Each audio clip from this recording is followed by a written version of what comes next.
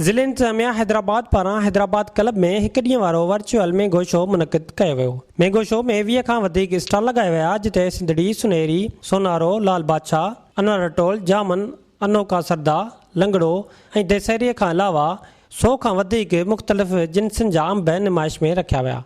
Virtual mango show दौरान divisional commissioner Hyderabad Mohammad Abbas Baloch online ख़िताब कंदे ज़िले इंतज़ामिया हैदराबाद जे सथ खे बहितरीन मैंगो शो मुनक़िद करण ते संदन वाखाण कई। उन मौक़े ते डिप्टी कमिश्नर हैदराबाद फवाद गफ़ार सुमरो ऐं ॿियनि ॻाल्हाईंदे चयो त वर्चुअल मैंगो शो जे इनक़ाद जो मक़सदु अंबनि जे मुख़्तलिफ़ क़िस्मनि खे शोकेस करे दुनिया में मुतारिफ़ कराइणु आहे।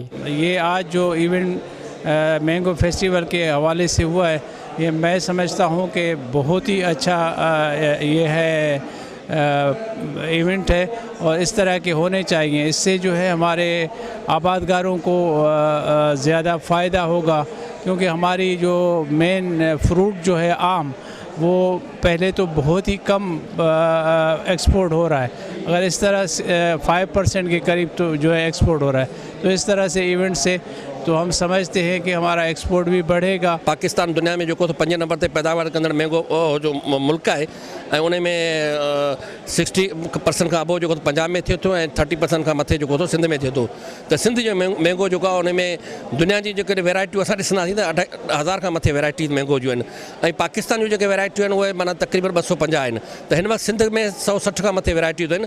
अॼु बि जेको मैंगो शो में जेके वैरायटियूं लॻी वियूं आहिनि उहे माना तक़रीबन 100 खां मथे वैरायटीज़ आहिनि, ऐं उन में 12 जेके सिंध मैंगो ग्रोवर्स ऐं ॿियनि अलायंस वारनि जेके हुते पंहिंजा स्टॉल लॻाया आहिनि।